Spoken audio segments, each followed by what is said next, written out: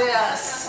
I love this. I love this teaching that says you've got it all. You can have it all. I love this. But first, Happy Hanukkah. Happy Hanukkah. Isn't that a great festival? Festival of light, celebration of light. It's all about prosperity and abundance. They needed to rededicate the temple, and they had to have special oil to burn in the lamp to rededicate the temple, and they didn't have any because there had been all of this warring going on. And it took a certain amount of days to make the oil that they had sacred enough to burn. So I think they had 1 day worth of oil. Just one. Needed 8. 1. So what they do? They blessed it. It multiplied. And it burned. What a wonderful story. You think you've only got 1 and you need 8? Not a problem. Just trust. And something wonderful will happen. Abundance will show up and you will have more than enough.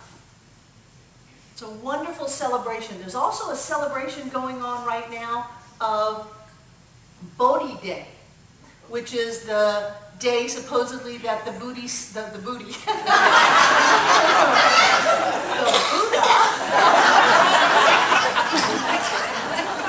under the Bodhi tree and received enlightenment. It's really a wonderful time of the year when people are looking at awakening. We have the solstice coming up, which is the time that the earth is farthest away from the sun and then changes in its movement and turns back toward the sun. So there are all of these festivals of light and enlightenment and turning back toward the light, all of which are reminding us that there is a light. There is a light that is what we are. And then we have Christmas. Now, I just need a little bit of disclaimer about Christmas. Christmas really is put in December, on December 25th, to align with the solstice. Jesus was not born in December. Jesus was not born on December 25th. The pagans were dancing out under the stars on December 25th. And those people who thought the pagans should become Christians said, not a problem, we'll just take our holiday and put it on theirs, and then we'll tell them that they're dancing for Jesus. You're dancing for Jesus, and they want to share your dancing.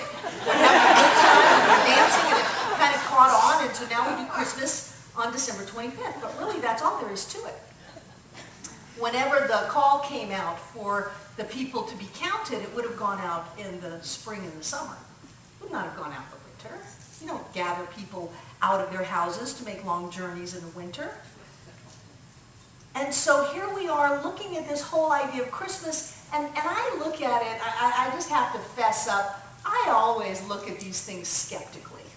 Because there have been those people, maybe not anybody that you've ever known, but there have been those people in the world that have used this idea of Jesus as a way to, instead of inspire and lift people up, as a way to push people down.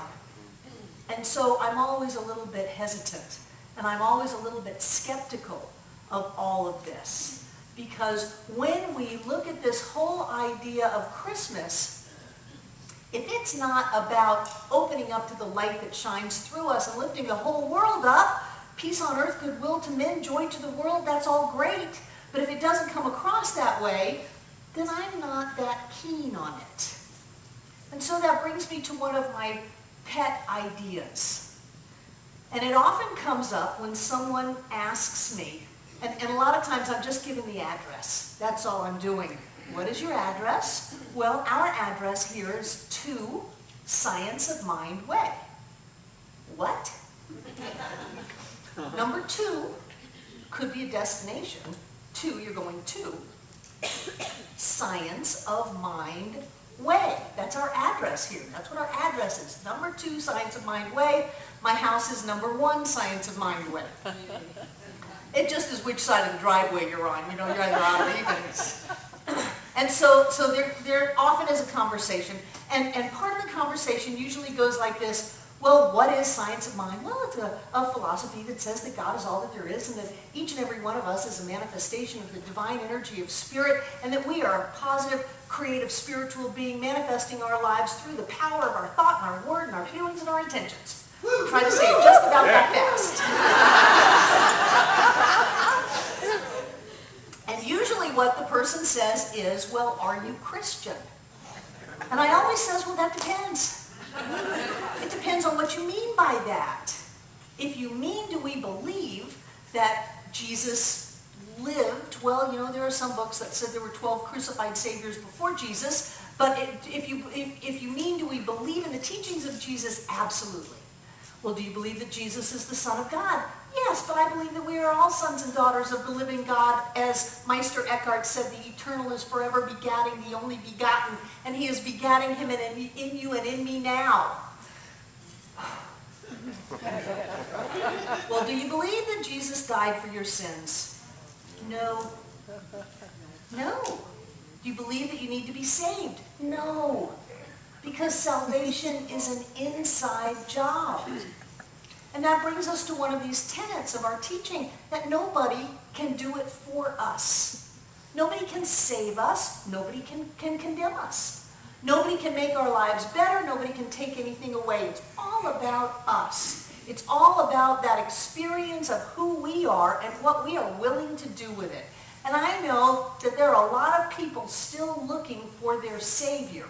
Whether it's Jesus, whether it's Prince Charming, whether it's the lottery, you know, whether it's their new multi-level marketing plan, whatever their Savior is, they're still looking for it. And the truth is that when we allow ourselves to save ourselves, we find that we don't need it on the outside. And as long as we are looking for someone else to give it to us, we're going to constantly be disappointed. It's really very dysfunctional. It's a codependency issue. It's a boundary issue. If I don't have that within myself that I need to be perfect, whole, and complete, then someone else may give it to me. And I grew up on this. I was a child of the 50s. I was waiting for my Prince Charming to come and save me from the wretchedness that was me. I waited for my Prince Charming through many boyfriends, through one marriage, through one long live-in relationship, and through a second marriage before it dawned on me that there is no Prince Charming. And then finally I could see people clearly without laying this whole trip on them of here's all my power, here's all my hopes and dreams, here, you take it, you take it. Now you give it to me when I want you to give it to me. People don't do that. They can't even hold my power or my hopes and dreams. So here's me giving it to them and they're going, I can't take this, it's not mine. So then I go, oh please give me all my power back, and they go, I don't have it. Because I can't even take it, I can't even hold your power. And so we take that and we anthropomorphize it into this giant deity, and we start seeing ourselves as these helpless beings on planet Earth who need some outside force to make us okay. And it gets subtle. Take a deep breath, because, oh, I know you're all new thought and metaphysical, and you would never do anything like that. Wait a minute, I got to get my crystal. I can't do anything without my crystal. Can't go anywhere. Wait a minute, I have to have this special music CD play while I'm having this special healing energy given to me so that the crick in my back will go away. Now, if you want to do that, that's fine, but if you think you need that, you are sadly mistaken. You do not need anything. That's what perfect, whole, and complete means. You did not come with a missing part. You certainly did not come with a black mark against you. I just don't understand this idea of original sin. I mean, really, it was an apple. Come on. It was an apple, and for that, it's lifetimes of pain and suffering and struggle and eternal damnation. Come on. I mean, really, when we take whatever God is, and nobody really knows what God is other than what I think it is love and light and this incredible glory and joy. And when we take that and we try to dumb it down into our own neuroses, we get a pretty screwed up deity. I mean, don't we? We get a screwed up deity that has lightning bolts in one hand and blessings in another and gets to choose which one you get. We get a pretty screwed up deity that says, I'm never going to forget. Come on. Maybe you should do some forgiveness workshops. And I'm always interested in what that gives to us, because there are so many people who latch on to that. And what it gives us is a sense of impotence. And as long as we don't have the power, we don't have to do anything about our lives. I have friends, not close friends, because I just can't really jive with people that don't think the way I do. But I have people who I admire and respect out in the world that I see occasionally. I guess that would be acquaintances, who are really clear that they want a spiritual philosophy and a religion that will tell them what to think. And that it will tell them what to think because they do not want the responsibility of having to think for themselves. These are educated, successful people. And that's fine for them, but for me, I would rather fight my way through it and struggle through my own sense of who I am to get a grasp of freedom than spend a whole lifetime in some kind of imprisonment of not even being able to think my own thoughts and work it through. I mean, I would rather have to go through all that we all go through, and I know you go through a lot. Anytime anything's going on, it's a reflection of your consciousness, and then you have the wonderful healing opportunity to look at it and go, oh, I wonder what's unresolved in my consciousness that I've manifested for the whole world to see. Currently, I'm on my second hurt foot. Out there for the whole world to see. We cannot hide it. So we go through a lot to be able to stand in this idea that says, I am a powerful, creative, spiritual being, that if God is all that there is, God is what I am, and I am what it is. And you cannot divide a unity and have a unity. So you can't even hide behind, well, I'm just a little piece of God. No, you're not. In order for an take a deep breath. I'm going to be big words.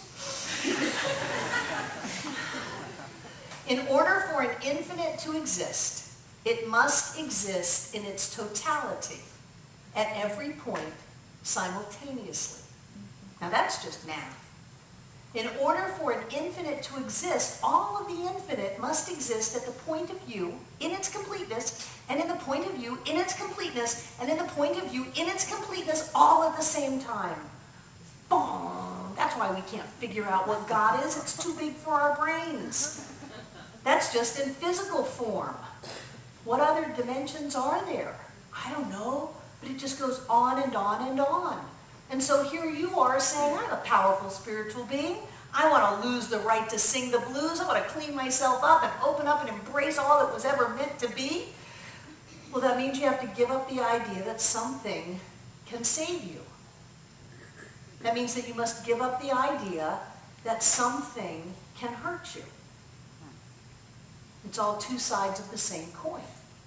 If you're going to have heaven, you've got to have hell.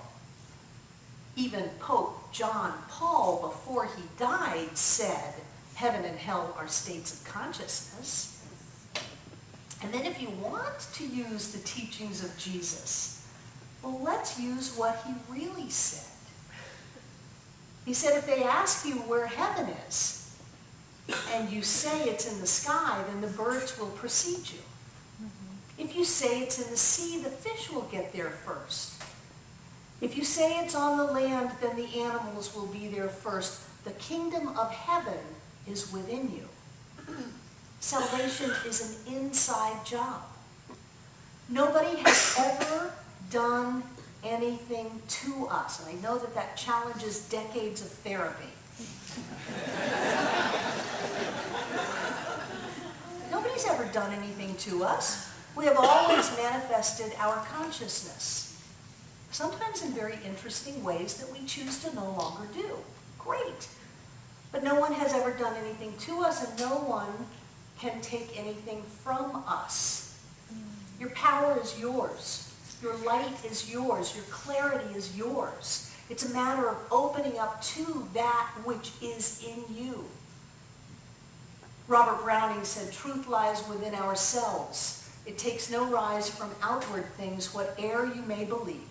And to know consists rather in opening out a way through which the imprisoned splendor can escape, rather than effecting entry from a light supposed to be without. There's no outside light. If you want to look at what Jesus said, he said, when they ask you where you came from, tell them you came from the light, and you are the light. I didn't hear a lot of those quotes when I was little. I heard a lot of what people said Jesus meant. But I didn't hear those quotes. I didn't hear the quotes that said, these things and greater you shall do also. Wow. These things and greater? You mean we're not supposed to take the guy and put him up on a pedestal and say, oh, you were the only one? Jesus is not the great exception. Jesus is the great example we were supposed to follow.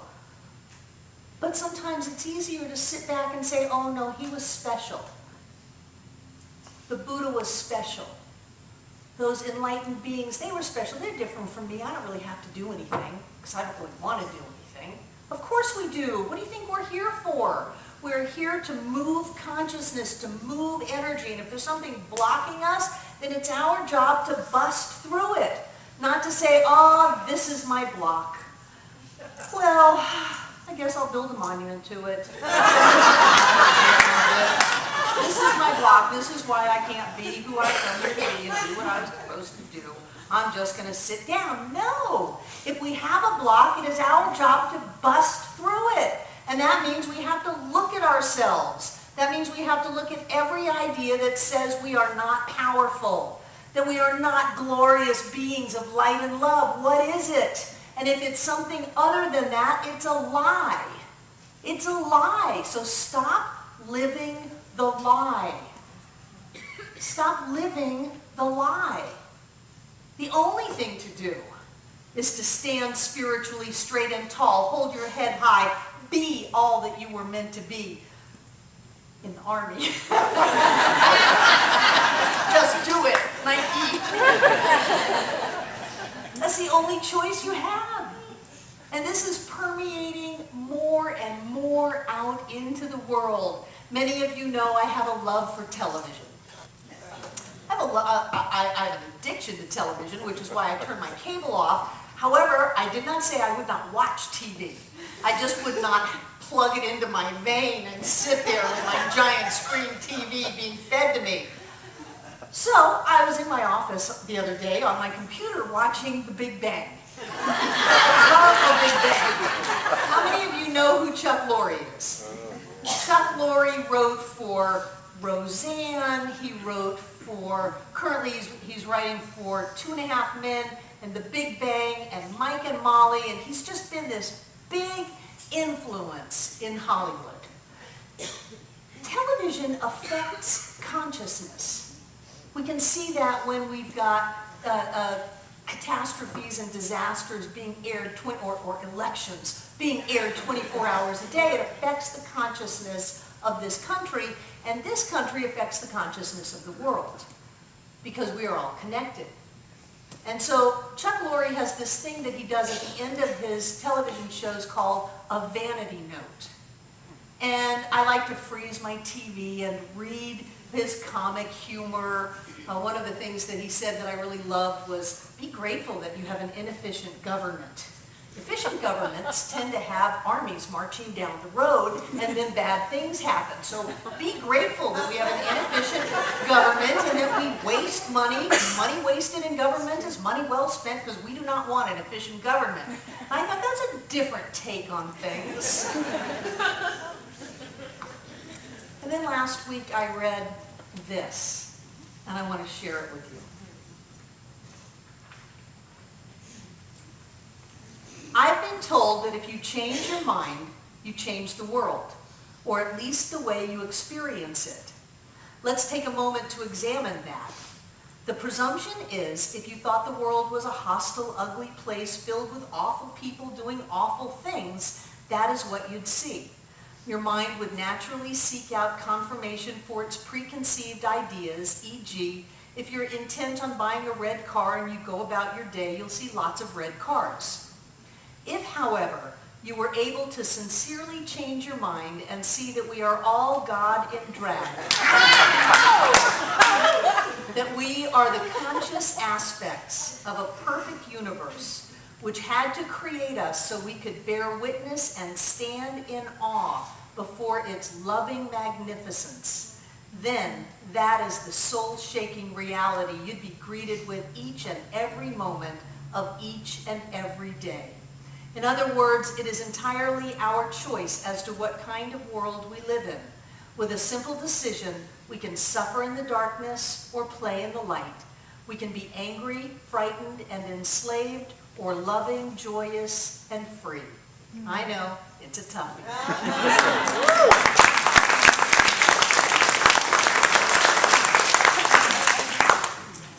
I don't know how many millions of people get exposed to that. But this is a sign that the world is changing. This is a sign, this is Hollywood saying that we are created to bear witness and stand in awe before whatever God is, loving magnificence. And if we could open to that, we would see it every day in every moment. You can go to the next one.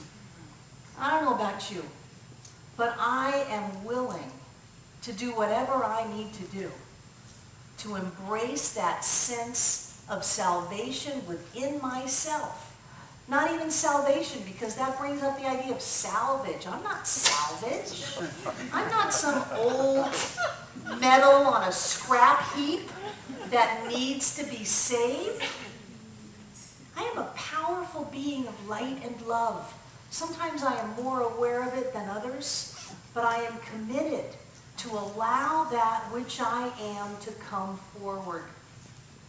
Just because we're on Jesus, and I do have a lot of Jesus stories, I particularly love the one where the epileptic child was brought to the disciples.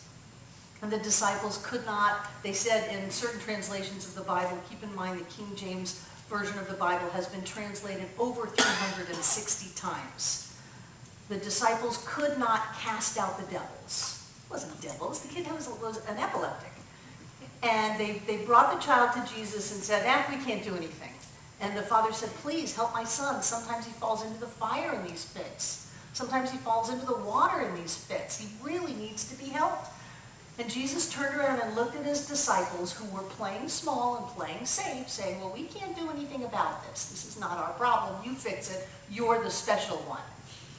He said, how long must I suffer you? How long do I have to put up with you? And then he called them some bad names. And then he cast out the devils. The child was healed, and he was epileptic no more.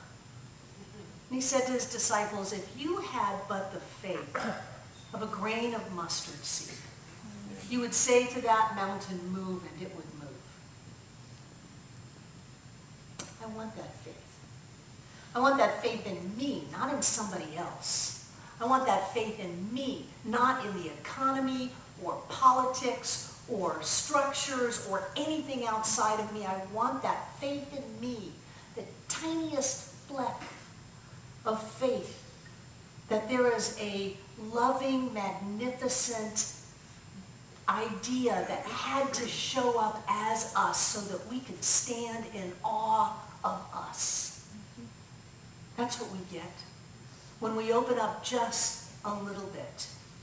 And so as we move through these holiday seasons, and sometimes you might be tempted to feel yourself separated, either from, well, I don't believe that, or, well, that's not real.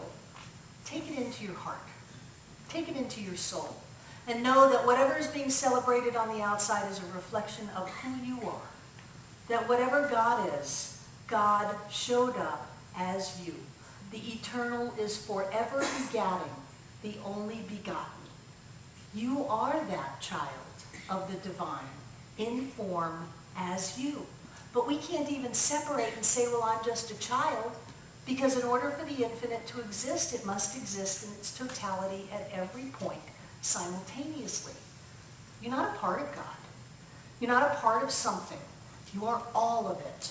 And the faster that we awaken to the fact that we are the ones that we have been looking for, the faster our outer world will change. And so this.